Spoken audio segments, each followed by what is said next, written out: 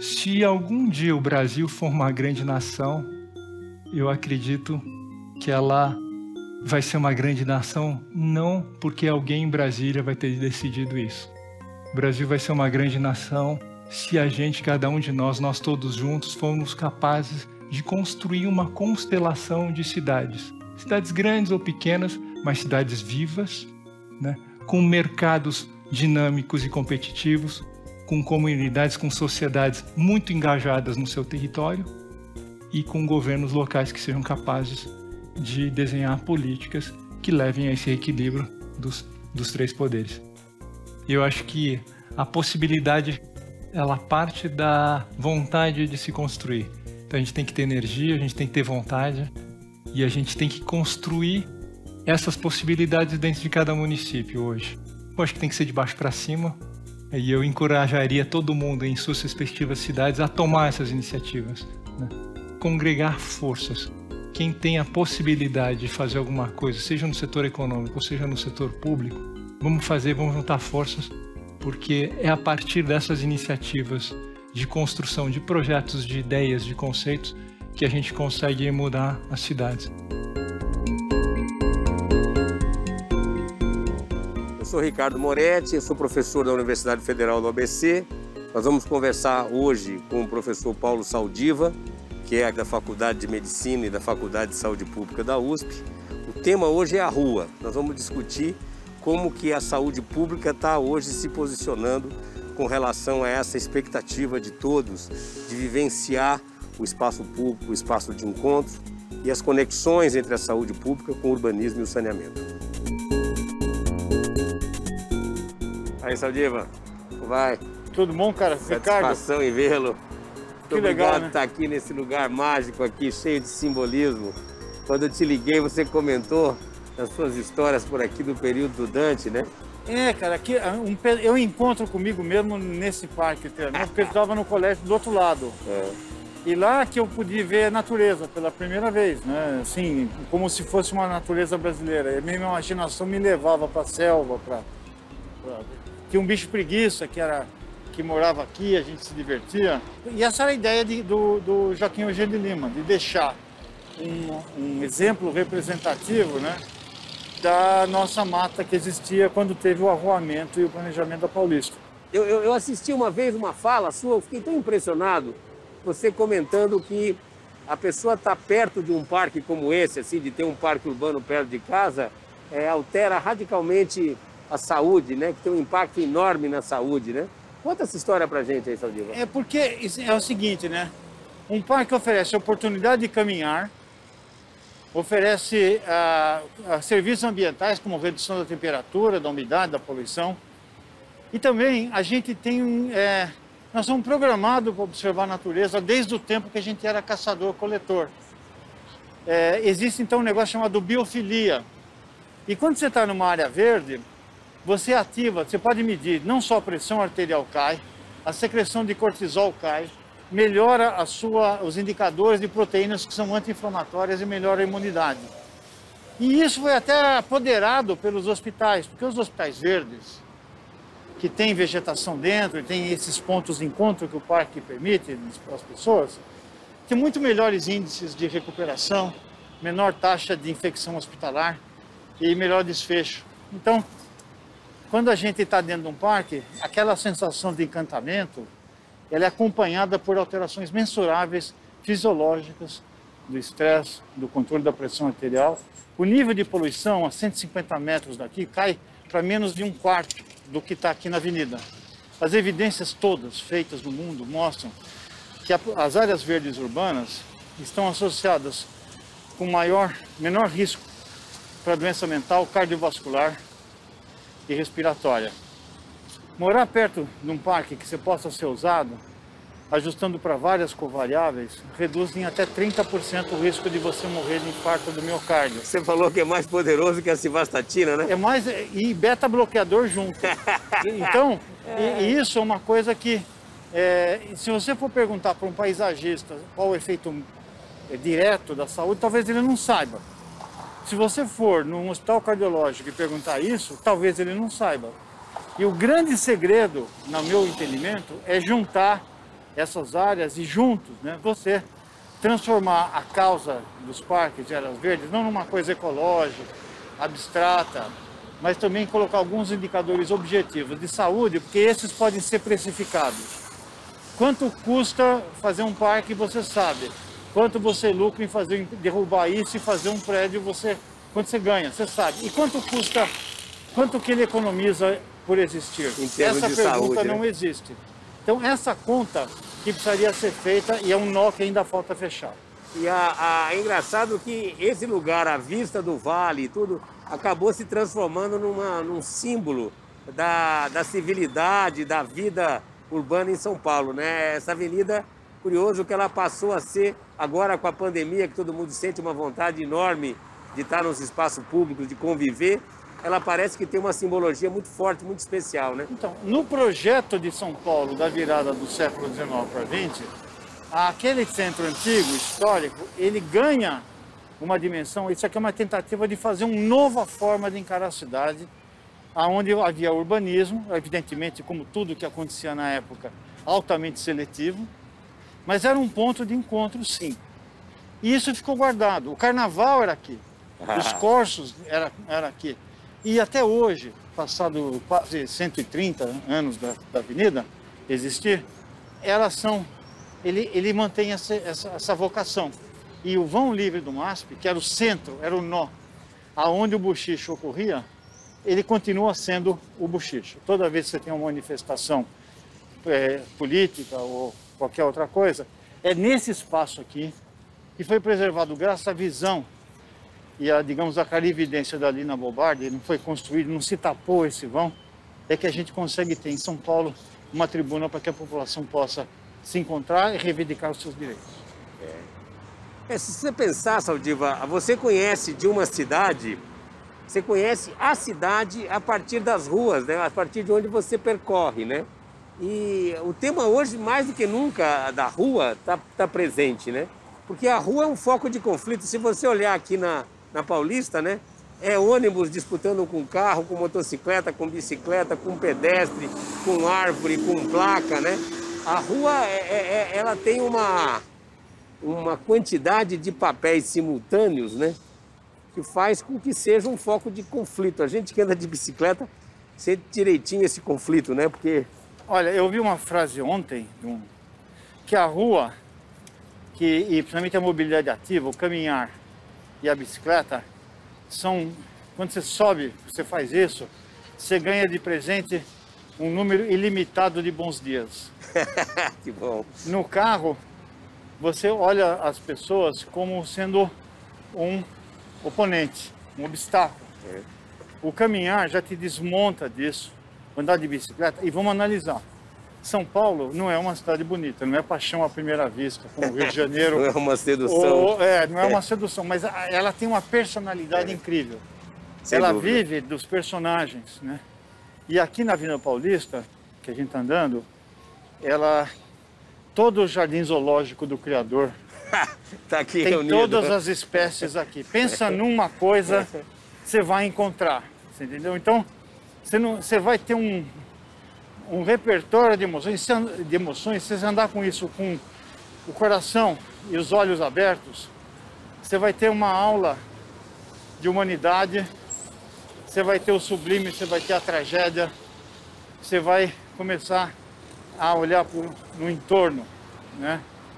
E eu acho que esse prazer de caminhar desvestido de 1.000 quilos a 2.000 quilos de lata, e onde você perde até a mobilidade, né? Você perde até velocidade, você anda mais depressa na bike hoje para qualquer lugar. Ele permite com que você faça que um dia, quando você for passar o Pelo menos eu faço isso. Eu passo o dia a limpo. O que aconteceu? E muitas das lembranças que eu tenho são das coisas que eu vi ou das pessoas que eu vi andando nas ruas da cidade de São Paulo. Pois então, Saldiva, podemos dar um pulo agora lá na Faculdade de Saúde Pública? Eu acho que lá a gente pode tomar um café e tem muito para falar da história da cidade. Pô, naquele espigão do Araçá, que é para onde a gente vai contar a história de um tempo que fez com que o núcleo da medicina do Brasil migrasse do Rio de Janeiro e da Bahia e do Recife e viesse morar nessa cidade provinciana que era São Paulo. Vamos lá. Vamos lá.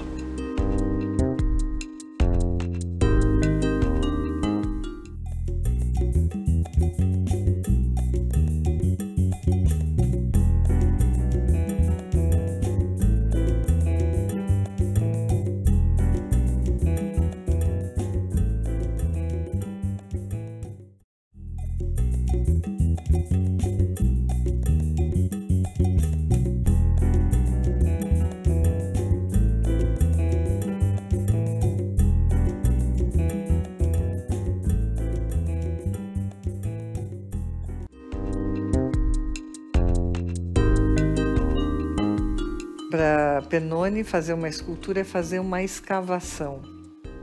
É fazer a anamnese do material que se afundou à mão.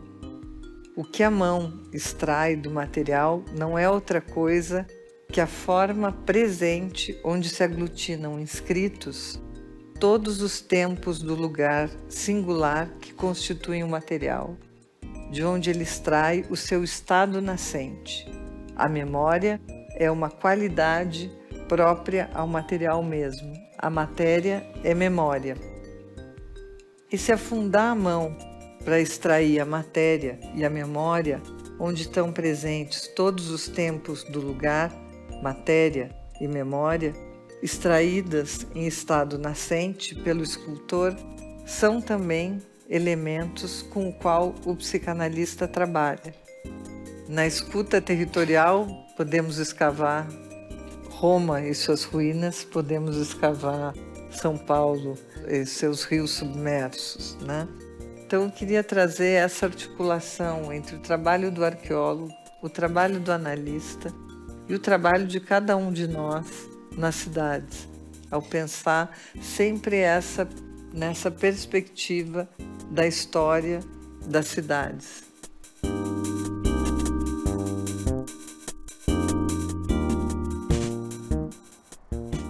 Saldiva, esse jardim aqui é místico, né? E está num lugar muito especial, assim, para a história da cidade, né? O fato de estar aqui na rua Teodoro Sampaio com o Dr. Arnaldo carrega uma simbologia muito grande, né? Pelo menos para mim. Eu pegando assim o que foi o Teodoro Sampaio, eu acho que ele ajuda a entender um pouco da história de São Paulo, porque o fato do Teodoro Sampaio ser um engenheiro negro, filho de escrava com padre, né? E depois se transformar na pessoa mais importante do órgão de saneamento na virada do século. Ele nasce em 1855, quando chega em 1900, ele é o chefe do setor de saneamento, né? Me faz lembrar, naquela linha do que a gente perdeu, essa desconexão que foi ocorrendo entre a saúde pública, né? Nós estamos no Jardim da Saúde Pública, que era tão ligada com o urbanismo e era tão ligada com saneamento.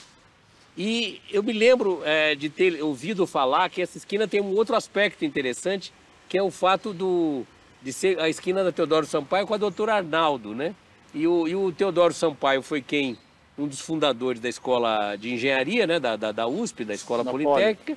E o doutor Arnaldo foi um papel chave na criação da Faculdade de Medicina, né? Ele tinha um poder político muito grande, constrói a faculdade e morre de forma heróica. Ele se contamina durante uma cirurgia numa paciente com febre puerperal e morre.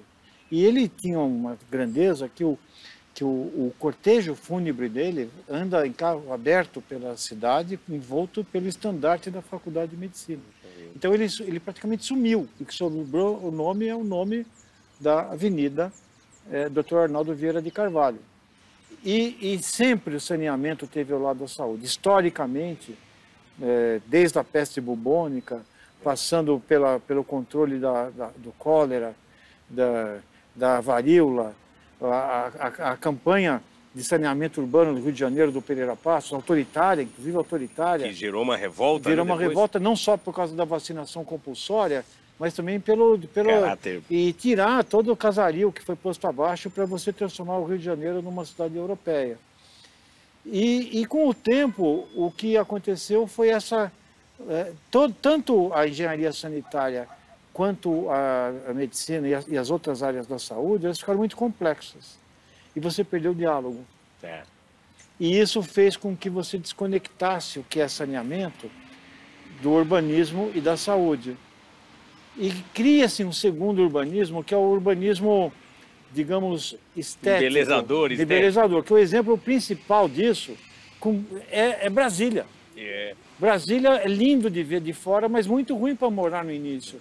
A funcionalidade dos prédios, a criação de cidades satélites, que não estavam no projeto original do Lúcio Costa, mas que foram criadas porque era muito difícil morar no plano piloto. Então você segrega o lugar com recursos, cultura, acesso, da onde ficava a população moradora. A própria campus da cidade universitária, ele é meio rodoviarista, meio idealista. Não é um convite para o pedestre. Né? E prejudicou muito, porque quando estava ali embaixo, lá na Maria Antônia, um físico tropeçava num filósofo e dava jogo. Agora você tem que pegar o carro e mudar. Então isso desconectou a cidade e perdeu um sistema nervoso, uma política integradora. Então existe ainda uma falta de uma compreensão plena de que o objeto central da cidade é a qualidade, deveria fornecer qualidade de vida para o ser humano, para que você fizesse da cidade, como eu disse, aquilo que a gente viu lá no MASP, um ponto de encontro, e não um obstáculo que tem que ser vencido todos os dias. Saldiva, você comentou dos passeios, e nessa linha dos conflitos e da necessidade de recolocar a rua como um espaço de encontro, um ponto simbólico da vida na cidade, tem uma contradição também muito curiosa nos passeios, né? Porque os passeios, se você olha a distribuição de viagens na cidade, uma parcela expressiva das viagens é feita a pé usando os passeios. Mais de 30%, é mais do que carro, né? E, no entanto, o passeio é visto como um espaço, não só como um espaço de segunda categoria, mas ele é visto como se ele não fosse público. Tanto é que, se você olhar, a responsabilidade por fazer o calçamento do passeio é do proprietário lindeiro e não do município, né? Não tem coordenação. Com isso, a gente tem uma verdadeira coxa de retalho, uma situação que é absurda, né? Outro dia eu estava andando num passeio, num bairro mais refinado, a pessoa tinha muito dinheiro, ela fez o passeio de granito polido. Aquilo vira uma verdadeira pista de esqui, Saldiva. E eu me lembro de você uma vez comentando que é grande o número de problemas de saúde associado com a qualidade de passeio, não é isso mesmo? A maior causa de atendimento no pronto-socorro do Hospital das Clínicas de ortopedia, devido a acidentes de trânsito, não é motocicleta, não é acidente de carro, é queda da própria altura em calçada esburacada. E se você for, a avenida que mais mata por quilômetro de São Paulo está na Zona Leste, esqueci o nome dela, uma avenida que tem 9 quilômetros e morrem mais ou menos 9 pessoas por mês, fora os que se estrupiam. Bom, aí você vai lá ver, sabe quantos metros tem a calçada? 1,5 metro de espessura. Não aí cabem duas pessoas. Você põe o poste e aí você põe o poste. Então as pessoas têm que sair para lá. Dá para perceber, só se você geocodificar aonde estão morrendo as pessoas, como você não tem cenário para arrumar todos os milhares de quilômetros de calçada que tem em São Paulo, aonde você tem que começar. E tem uma coisa que eu não entendo até agora, a responsabilidade do calçamento tinha sentido numa cidade onde quase tinha pouca gente. Mas a gente estava andando na Paulista. O asfalto da Paulista está uma beleza. A calçada, e dentro do Parque Trianon, aquela calçadinha de pedra portuguesa, eles fizeram uma maquete da Lua. Né? É o lugar mais simples de fazer cratera. Eu acho um despautério. Isso significa que a gente ainda vive numa cidade onde a cultura da mobilidade motorizada individual é a dominante. Mas isso está mudando. E toda mudança cultural demora muito tempo, porque as pessoas não é que sejam O indivíduo que gosta, ele enxerga a cidade como automóvel cêntrica, não é que ele é ruim. Ele foi criado assim. Nesse jeito. Hoje eu já percebo que os maiores atributos, mesmo dos grandes lançamentos imobiliários, já não valorizam tanto o número de vagas na garagem ou o número de quartos. São empreendimentos menores e que têm proximidade com transporte coletivo de boa qualidade ou parques. Então, temas como mobilidade ativa, fuga do sedentarismo, áreas verdes, saneamento, reocupação do solo urbano para você não amontoar as pessoas longe do seu trabalho, disseminação dos empregos para reduzir a demanda sobre transporte. O próprio estresse, a gente até encomendei alguém para buzinar. Para buzinar, para mostrar o estresse. É uma coisa muito avançada aqui para a gente poder mostrar que você entrando no carro, você vira um bicho. Então, mostrando que isso... E sabe o que aconteceu agora com esse indivíduo? A pressão arterial dele foi lá para cima. Né? E ele está... Então, não é uma coisa que fica imune ao longo do tempo, é um estresse que não desliga. Tudo isso vai ter que entrar na prancheta do urbanista. É muito difícil conseguir consenso entre os urbanistas, mas devagar já tem um consenso sendo produzido de que a cidade não pode ser feita para os carros. Só que a gente fez umas perversidades, né? Amsterdã vivia um caos no trânsito nos anos 60. E ninguém teve a ideia de asfaltar os canais. Ainda bem. Mas quando colocou a bicicleta e a restrição de tráfego naquelas ruas, houve uma chiadeira. O prefeito bancou, né? Então isso distingue a gestão de futuro e a sofisticação da gestão pública a uma subserviência ao voto imediato. O Peñalosa, quando fez o Transmilênio em Bogotá, ele perdeu a eleição no ano seguinte. Perdeu a eleição. E depois ele voltou, porque os benefícios foram sentidos. Então eu acho que existe uma miopia que impede o planejamento de longo prazo nessa cidade. Então hoje nós cuidamos do pronto-socorro, o que as redes sociais imaginam que tem que ser dito. Se você reduz a velocidade, aí melhora, mas depois você acelera e faz uma campanha, porque nas redes sociais se detectou que aquilo incomodava um determinado segmento. Uma hora você põe inspeção, depois você tira inspeção veicular, porque isso não é feito por uma lógica de longo prazo. É por algum marqueteiro que vai dizer que se você colocar aqui, você ganha votos num determinado nicho. E eu não sei se para isso tem remédio também de curto prazo. Eu tenho esperança numa mudança bottom-up, a partir da pressão da sociedade, da mudança do padrão de consumo. Vim de cima para baixo, considerando o perfil que nós temos hoje da classe política que nós temos, ela é ainda difícil. A nossa Câmara Municipal, ela tem um lema importante: vamos esquecer os erros do passado e planejar cuidadosamente os erros do futuro. E é isso que nós estamos fazendo diligentemente nos últimos 40 anos. Pois então, Saldiva, oportunidade boa de uma conversa dessa, porque cada vez mais eu tenho claro que a área que eu trabalho, que é planejamento e gestão do território, tem que se aproximar da saúde pública, né? E agradecer essa oportunidade aí de conversar e de entender melhor como é que tudo isso tem acontecido e como pode acontecer. Sabe o que é? A gente vai ficando velho, eu já sou, mas a gente transfere as frustrações nossas para a geração nova. A gente queria entregar nos anos 60, 70 um mundo melhor e falhamos. Então você já começa a dizer, não vai dar jeito, isso aqui não tem jeito mesmo. E a gente começa a desqualificar a política, desqualificar as coisas, isso aqui não funciona mesmo. Isso é muito ruim. Era bom que esse pessoal não acreditasse nessas frustrações e tivesse as suas próprias. E que vão seguramente fazer melhor do que nós hoje, porque o clima está melhor. O momento é melhor. Todo mundo não está satisfeito com o que está fazendo. E essa pandemia, com toda a sua tragédia, mostrou como fazem falta coisas que a gente não imaginava que eram importantes para nós. Viver a rua, né? O tema de hoje, viver a rua. Ela pôs a falta da rua, de tomar café na esquina, de andar, de ver gente. Eu acho que esse, então, é uma lição, ela vai acelerar um pouquinho o processo de busca de cidades mais saudáveis. Eu agradeço muito a oportunidade de estar aqui falando com vocês. Muito obrigado, Saldiva. Vamos embora? Vamos. Agora entra um túnel luminoso e a gente sobe, né? Vai. O Borges diz assim: A uns 300 ou 400 metros da pirâmide, me inclinei.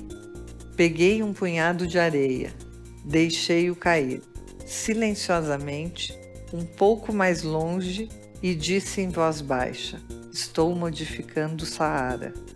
O fato era mínimo, mas essas palavras, pouco engenhosas, eram exatas e pensei que havia sido necessária toda a minha vida para que eu pudesse dizê-lo.